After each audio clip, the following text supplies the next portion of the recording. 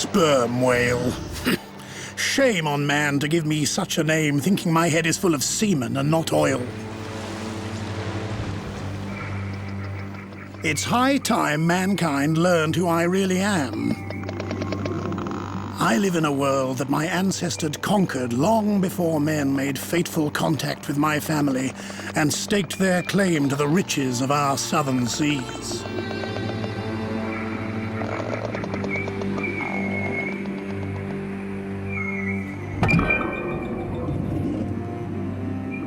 My odyssey begins in the crushing, cold abyss, where creatures survive in permanent darkness, including the largest deep-sea monster of all.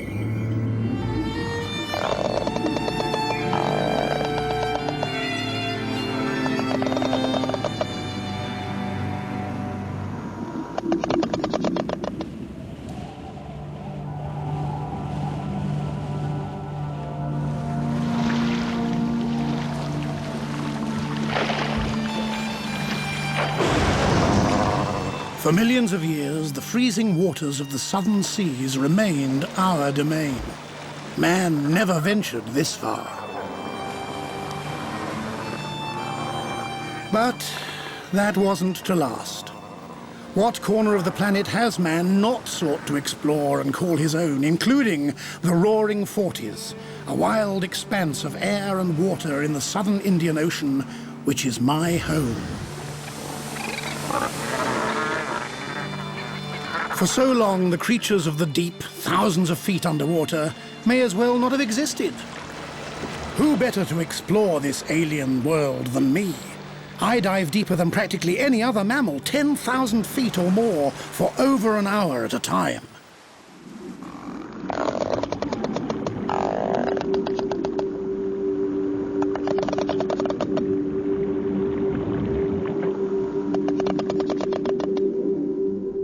No light penetrates beyond 1,000 feet of water. The only light in the dark zone is produced by the animals themselves, like this comb jellyfish, for instance. For my story and the cameras, the deep ocean will be lit by powerful projectors to cast light on this world of eternal darkness. Life down here subsists under extreme conditions. Temperature is stable at an almost freezing 1 degree Celsius, and pressure is simply unbelievable. At 3,000 feet, it is 100 times greater than it is at sea level.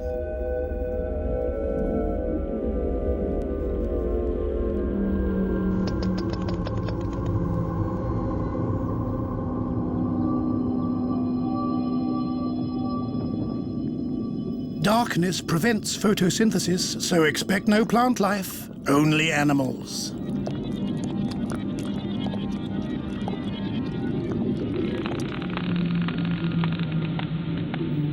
Among them, the Dumbo octopus.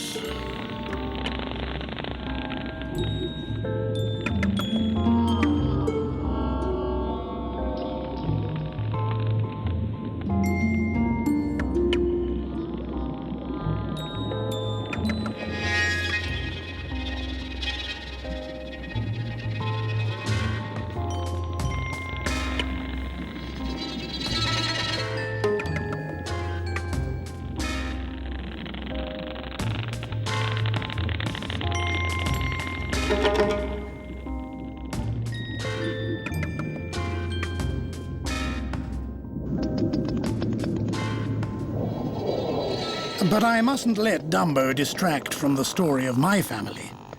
It begins more than 200 years ago, before these islands between the Antarctic and South Africa were ever named. In spite of their relatively mild latitude, no trees grow here, even though it rains and snows 300 days a year.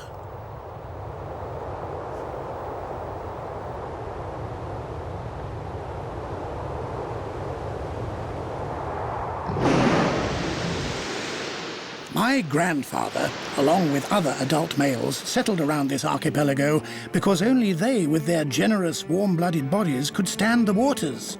4 degrees Celsius on the surface. No wonder our smaller females stick to the tropics. As for Grandad, He stayed away from the islands because their shores were patrolled by his greatest enemies. Killer whales. With its 6-foot-high dorsal fin, this male belongs to a family pod led by a female, the matriarch. One can tell the females and young because of their short dorsal fins.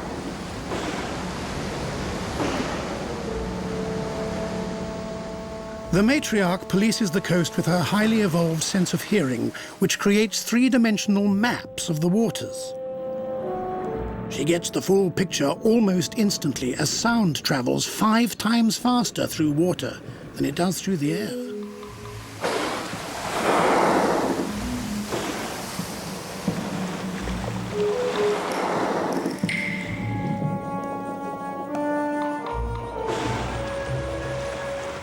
The killer whales are on the lookout for any unusual or interesting activity. And there's plenty of it. A happy band of 2 million king penguins. That's a lot of mouths to feed, especially hungry chicks who depend on their parents to chance the waters for food.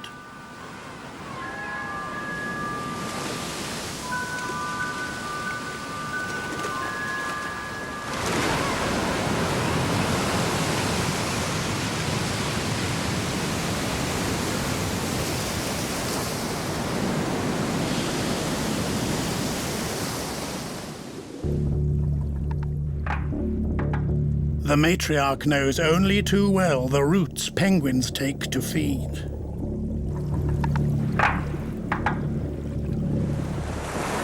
Males, too, know the ropes.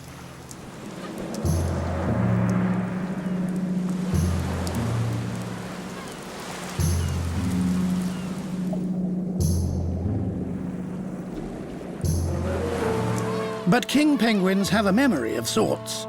A memory that equates killer whales with death.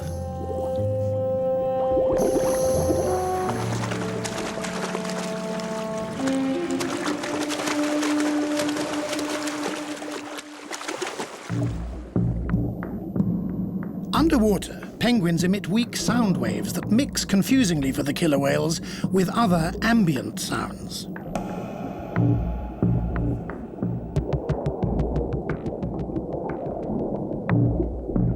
So the matriarch bides her time until her prey surfaces.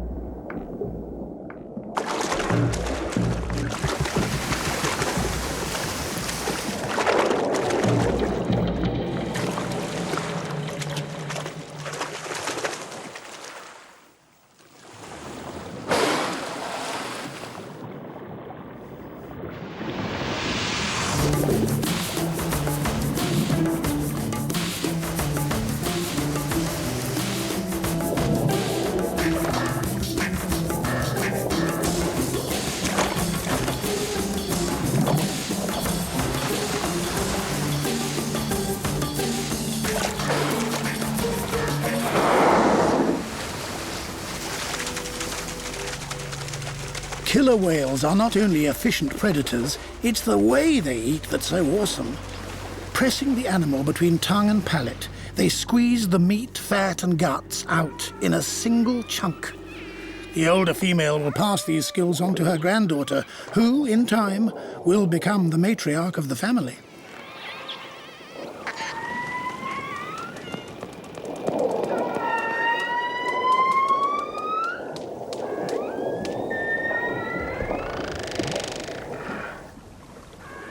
Keeping a healthy distance from all this killing was Grandad, who was doing well for himself out in the open sea.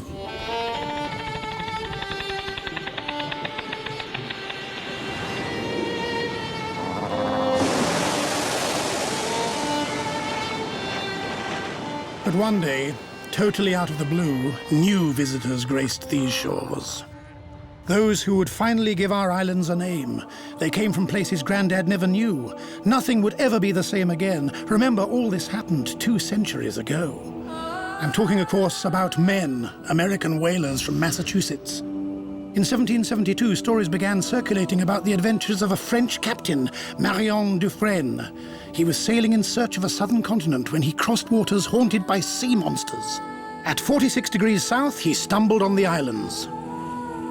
Dufresne took possession of them in the name of France and called them Crozet, after his first mate.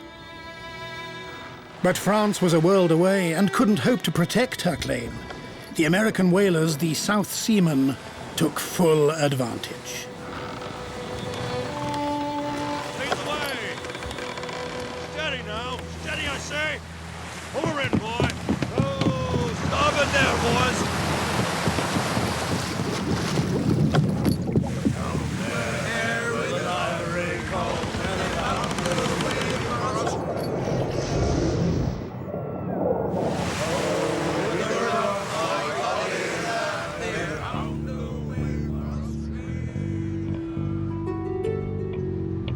Guess who they were after?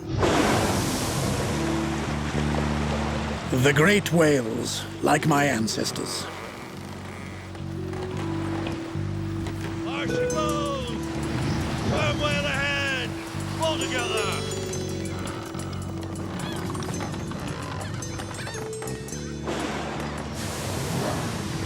Leave a leg, lad. Over the side. Our powerful forward blows created great excitement on the high seas and gave us away. Come back into it, boy!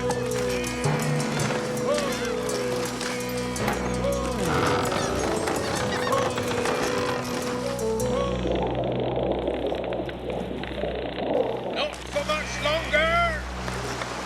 The South Seamen knew our weaknesses, the 10 minutes we need to breathe on the surface, and our blind spot. That's what you come for, boy. Keep going. Starboard, no. Oh. They came from behind or head on to aim harpoons into our first dorsal bump. He'll be back. Mark my word. Yeah, it's important. Steady, lads. He hears us. Keep quiet. Now, give it to him.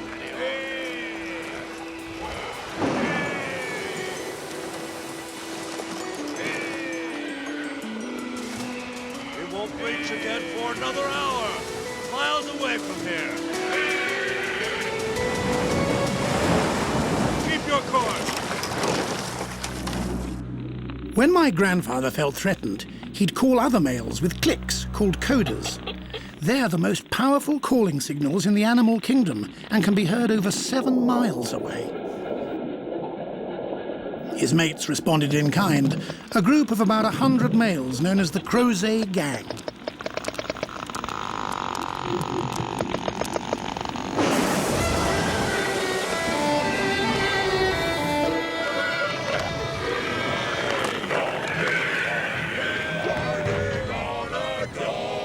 Shut your mouth and pull. I don't know if I can, sir. My hands are bleeding.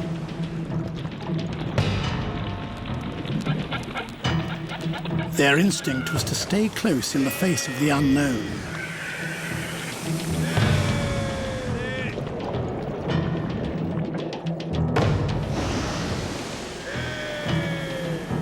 To starboard. The whalers wanted the group to break up. They were as patient as Job.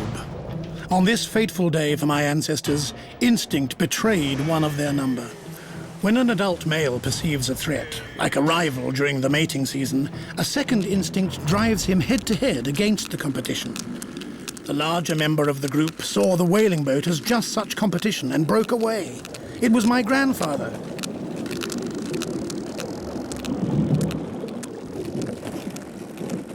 As long as the whales stayed close, the men in their fragile boat could do little. Then they plunged, all except Grandad. What's happening, sir? They're all diving. Don't worry, lad. Flies will show up any minute now. Where's he gone, sir? Where's the big male? Sly devil. He's eyeing us all right. There! Steady, lad. Nice and easy. Right, let him have it.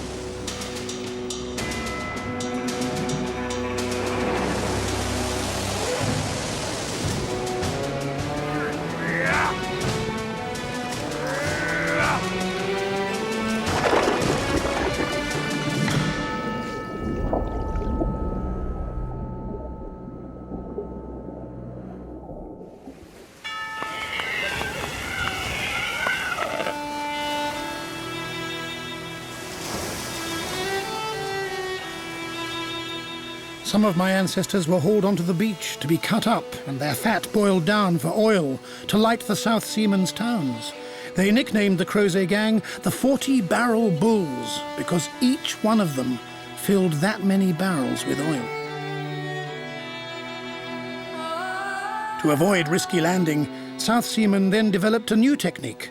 They boiled the whales directly on board. The slaughter ended at the turn of the 19th century. There were simply too few of my ancestors left. The Crozet gang was all but wiped out.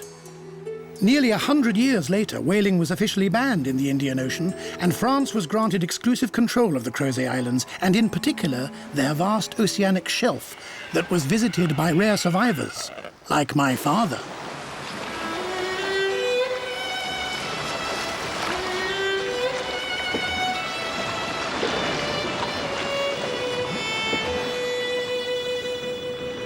He knew all about the somber cemetery on the ocean floor. All dead matter rains down from the surface. This is what remains of Grandad. When the whalers had finished with him, they cast him back out to be picked over by scavengers.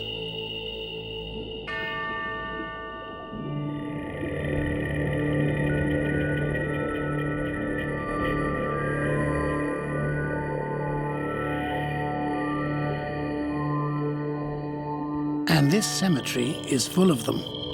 Take the crinoids, or sea lilies. They filter feed off organic particles floating in the currents.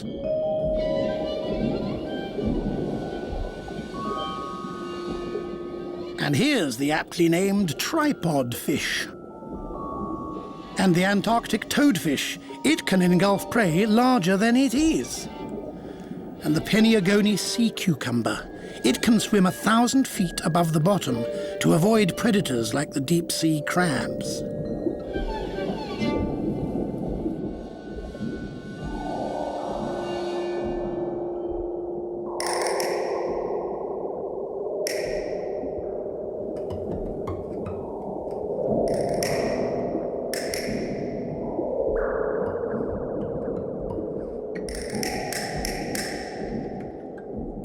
Millions of these crabs sup quietly in the rich currents, confident their armory will protect them from their predators, ones with fins and jaws. Most common of all among finned predators is the rat tail, with its uncommonly large bladder that beats like a drum.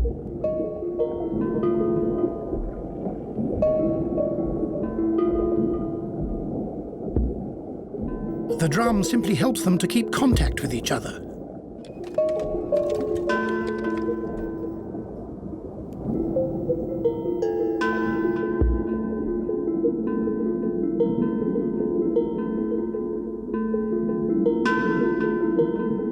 In the shallow abyss, around 1,500 feet, schools of alvin offer a tantalizing feast, but the rat tail is no match for a far superior predator on the Crozet shelf. It's all eyes and teeth for killing. It weighs up to 800 pounds and grows to 6 feet.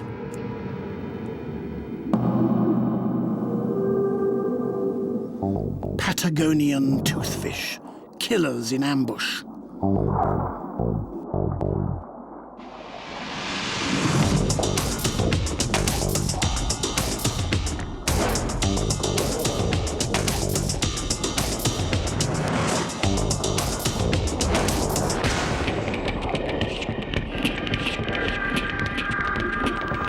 Toothfish share the alvin with squid. That's if the toothfish don't go for the squid instead.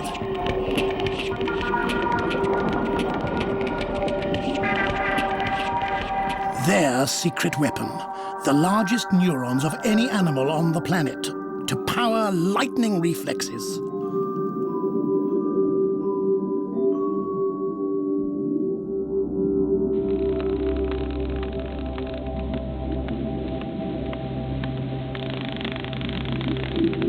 My father, like all sperm whales, also feeds mainly on squid, but he doesn't rely on conventional eyesight to do this, but on his own sonar. Now let me explain why our heads are full of oil and not sperm. Fact one, The oil helps amplify and orientate our echolocations, those sounds we send out that bounce back to us. Fact 2, we have the largest brains in the world, and they create images of our surroundings from the echoes. If we raise the frequency, sort of high voltage stakes, we can hone in on the size and direction of our prey.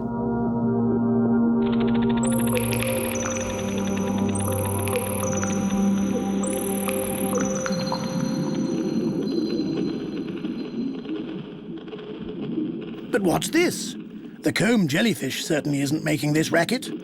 My father never heard these sounds until he was 80 years old at the end of his long life. It's coming from the surface.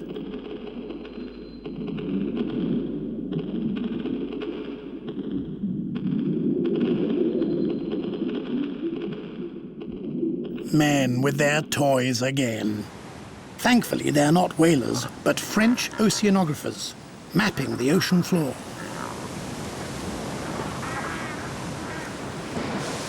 My father carries a similar map in his brain, and for good reason. He must move on from the cold Crozet waters to find a mate in the tropics.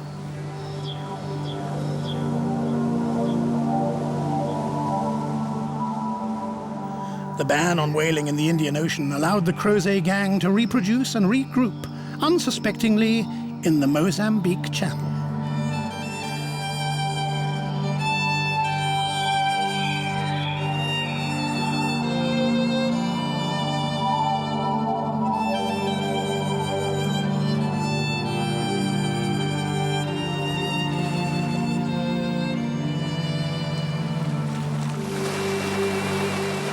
This is where my mother lives, along with other females. You can tell they're a mere 30 feet long.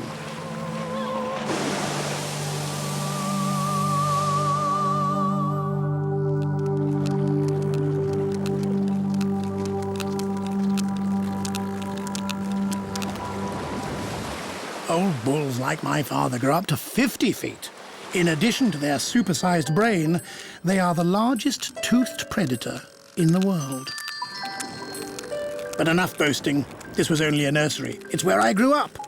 While my mother hunted, another female was always on hand to watch over me. They taught me the codas and cries which vary from clan to clan, so we know who's talking.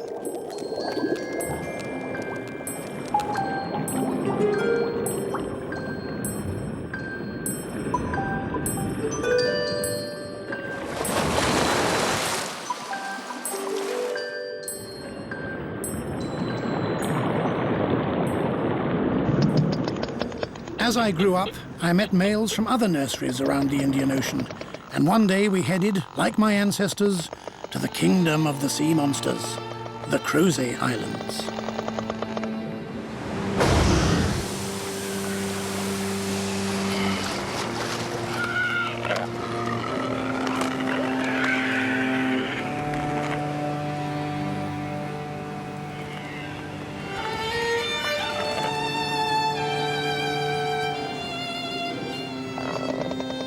Today, the waters around the archipelago sound very different from what my father or grandfather were used to.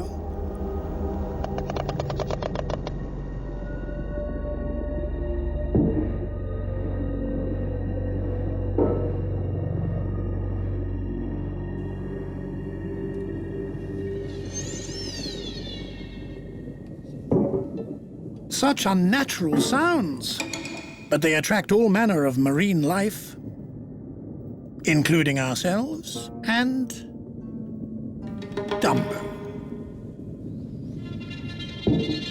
It's like a dinner bell.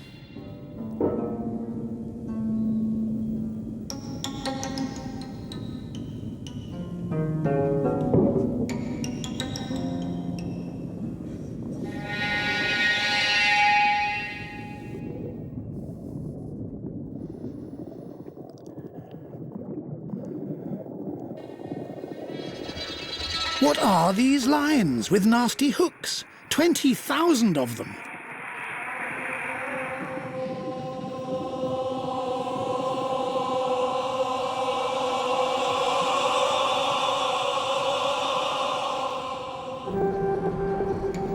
My ears see everything.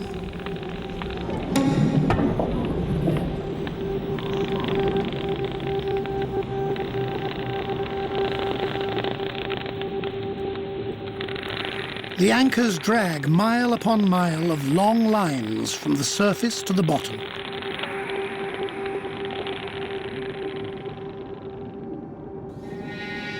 All eyes are on what dangle from the hooks. Holy baits! Slices of oily mackerel!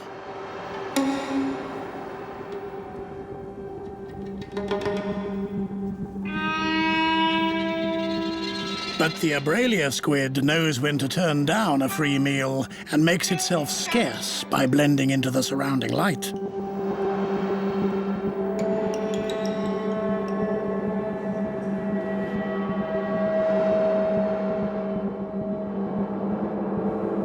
Dragged down by anchors and their own weight, the lines finally lay on the bottom.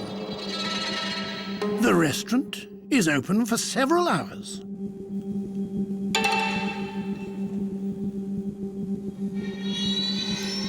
The menu entices none of the sub-Antarctic squids. In fact, none of the squids at all.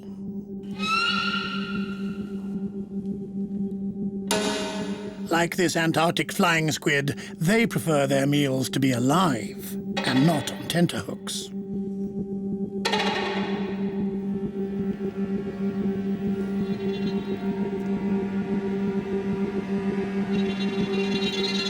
At night, they go to the surface in search of anything that's floating around, as long as it's the right size. Far too large and dangerous is this Hictioturtis squid.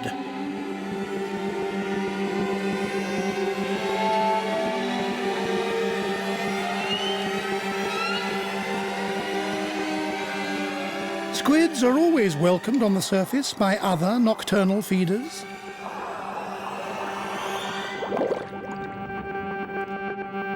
White-chinned petrel. But who or what is responsible for the long lines?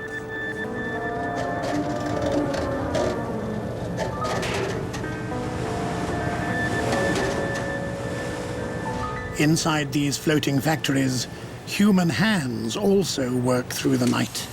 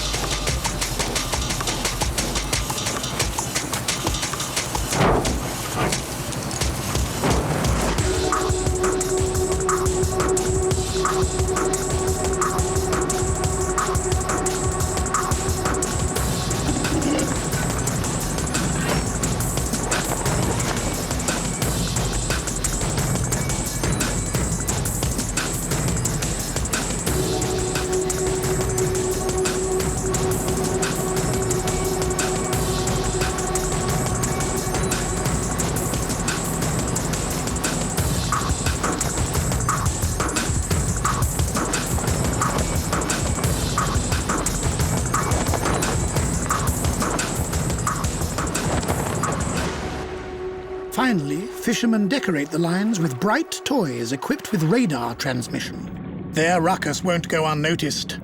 Others will hone in on this from 10 miles away.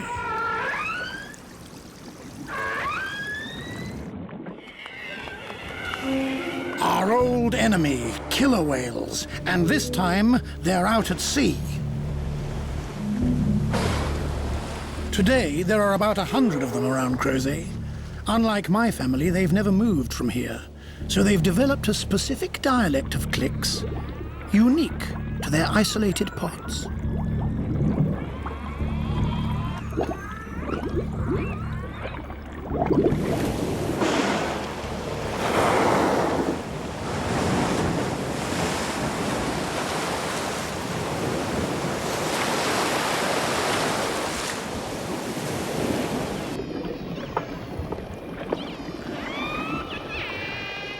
The matriarch's language is so precise, she's able to alert her family and others in the area. Her cries carry over a radius of 2 miles, but what exactly is her message? That she's found some toys? Such mammals used to feasting on penguins don't dive like we do. But the longliners changed all that. They attract one of the least known and rarely filmed mammals in the southern polar seas. Hourglass dolphins. They're the only dolphins that have never been seen near land.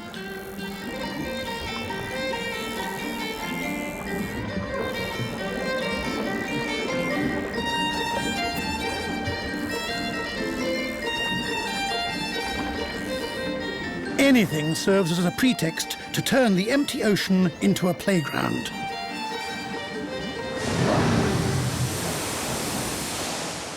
Including me.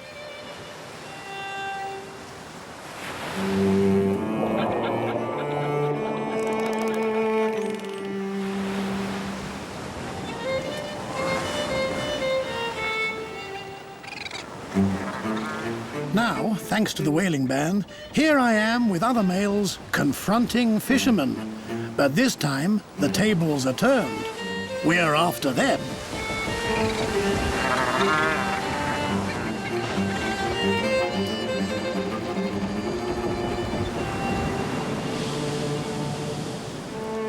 Perhaps because of my ancestors' experience, we first keep a healthy distance from the boat, the green one over there.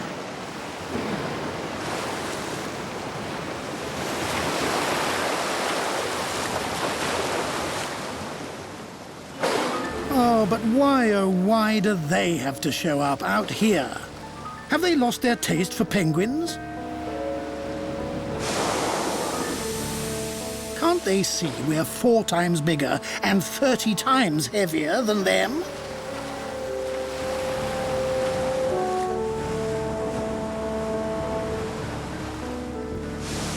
There must be another reason.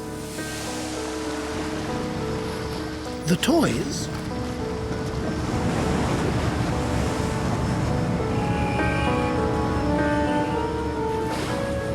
Or do the killer whales know, like us, about the lines?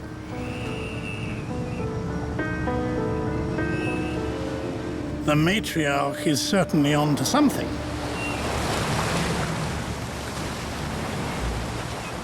They haul the toys out before the lines. But what will come up with the lines?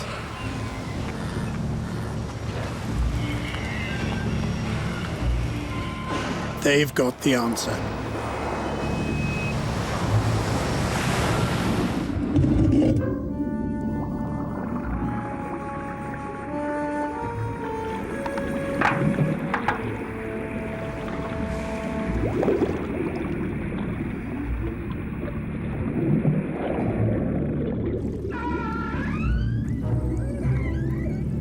But it's all for nothing. Only measly bait.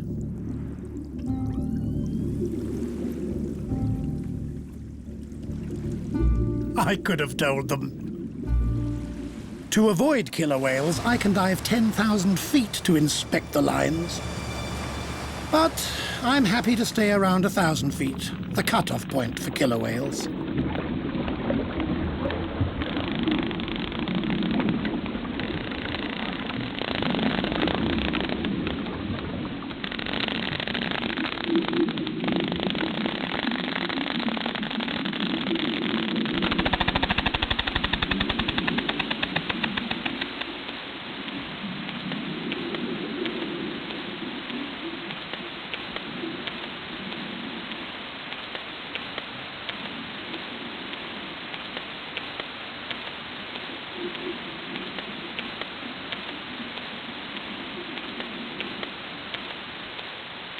It really is a bad day for this longliner.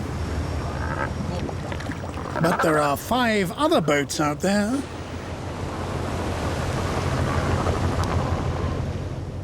Same shape, different color.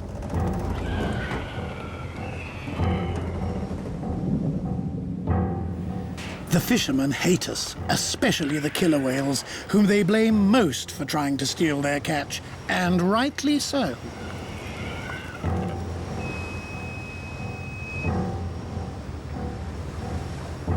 The white boat has no alternative but to shake them off, even if it means covering hundreds of miles.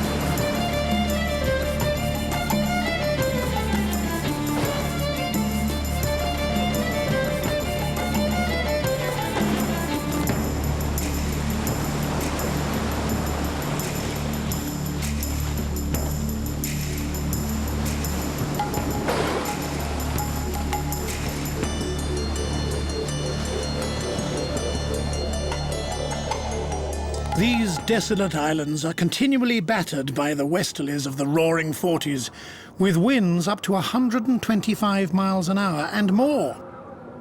At such speed, clouds hug the earth.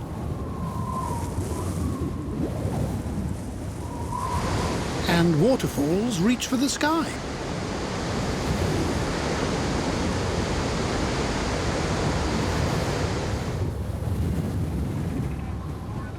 In this extreme environment, nature defies the laws of gravity.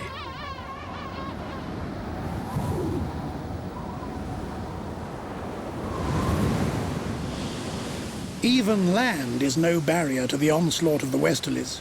They whip up the biggest waves in the world.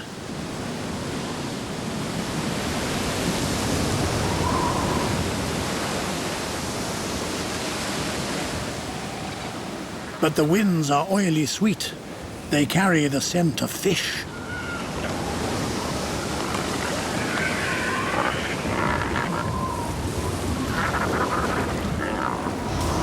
I'm drawn in the same direction, but by quite a different signal, beating below the storm, far out to sea.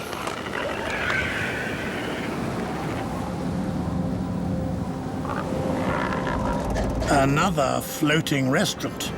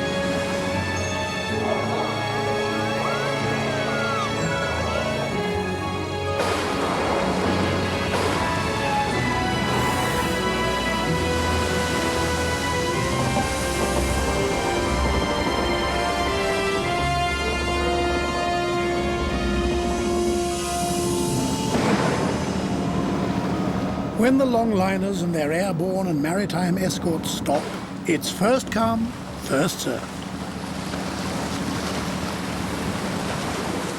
The matriarch reserves the right to lead the way.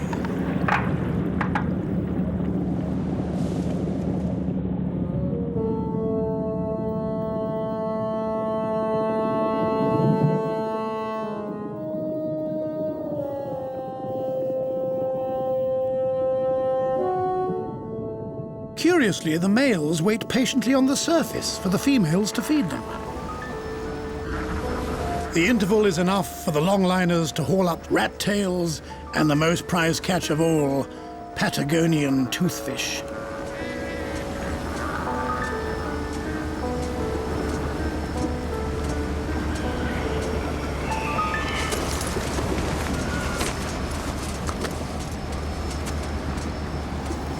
The white boat devours 5 tons of toothfish on a good day.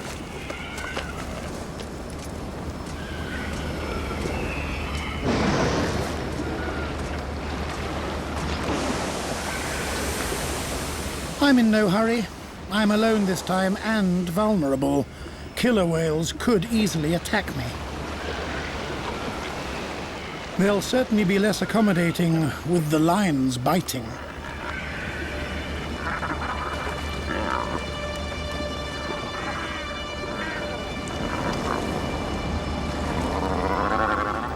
The matriarch leads a blockade against me. I know their game. It's called intimidation. I'll try to stay close to the boat. That way, they can only attack me from one side.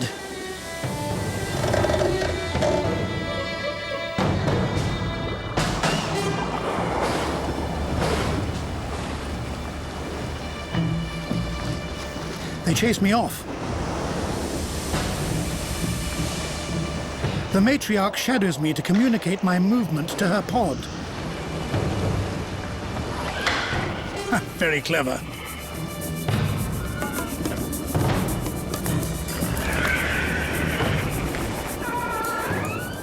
A killer flank blocks my path back to the boat.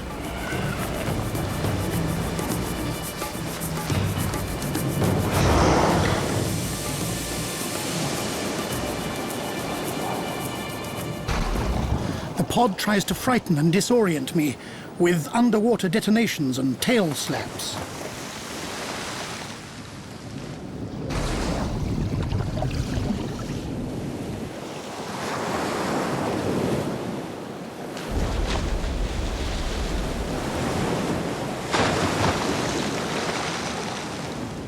But I'm determined to hold my own.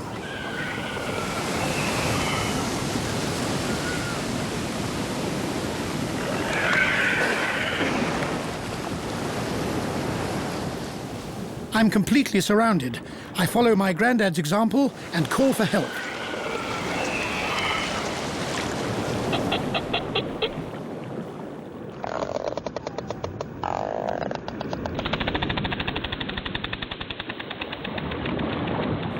But my clan must be beyond the 7-mile limit of my cries.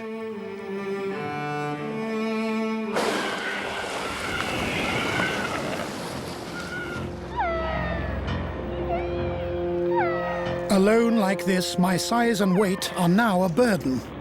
What's more, a male sneaks underneath me to stop me diving.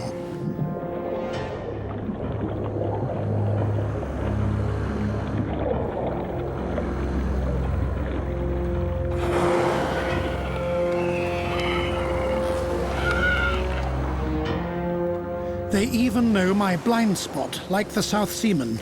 My only defense is to thrash out and hope to connect.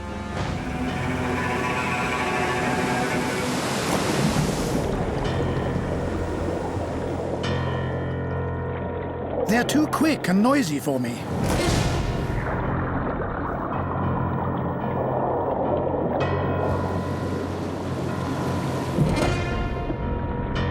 I have one last card to play. I've got to make room for myself.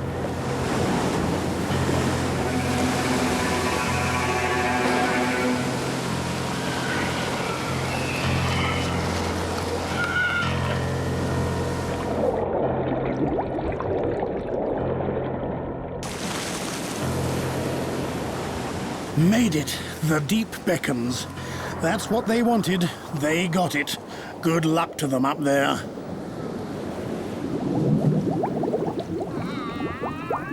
Oh, I hear their victory songs, all right.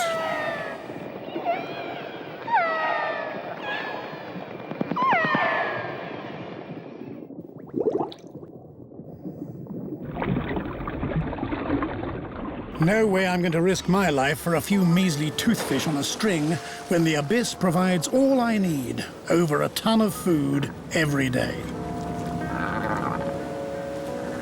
Still, I put up a good fight, and the longliners should thank me for distracting the killer whales. They return to their routine, males on the surface, females down the line.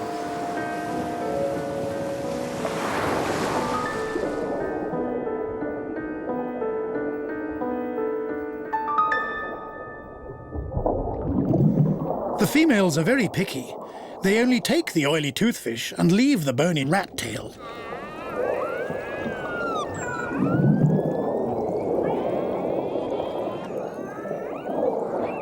Here's a male's just dessert.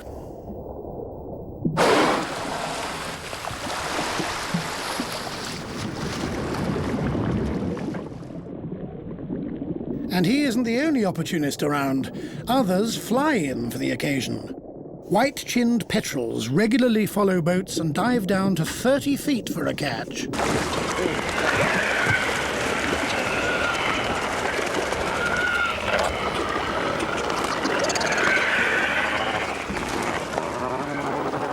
Giant albatrosses wouldn't normally gather in open water like this, but the longliners have changed these animals' feeding habits.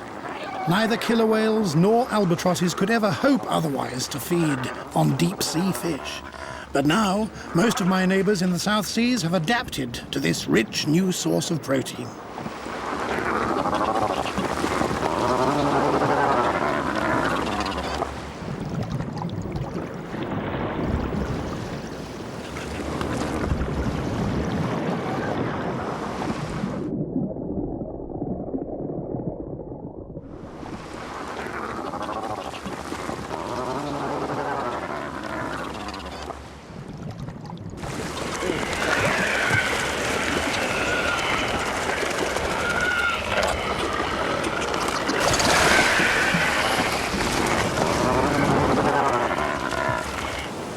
The fishing boats have become an artificial oasis for scavengers and live prey hunters alike.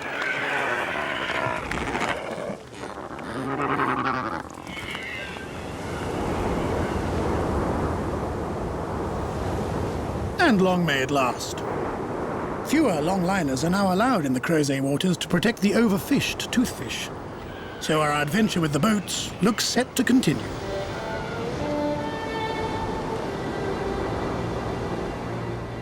As for me, who says I don't enjoy my fair share from the lines?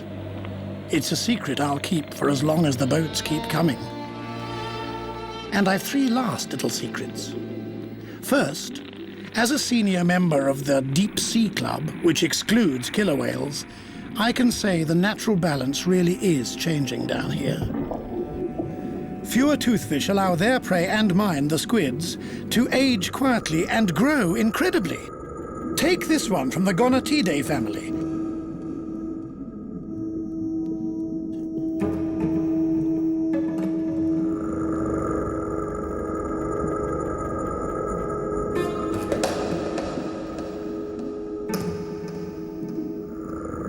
The giant clams in the background are a foot long. That gives some idea of the squid size. Tentacles 3 feet long, and the mantle a whopping 12 feet.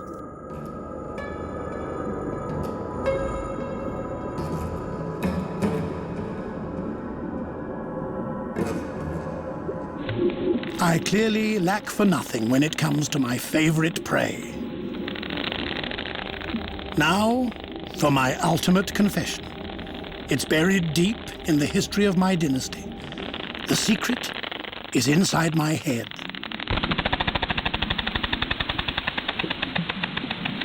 It's how I sometimes capture my prey, like the large squids. When the South Seamen tore my granddad apart, they discovered this in his stomach. A viperfish, one of the fiercest and most elusive predators of the deep. There were no tooth marks on its body. The truth is that we sperm whales use the oil in our heads to focus high-frequency clicks to stun our prey. The first whalers got my name wrong. But now, at least, the record is straight. Let's keep it that way.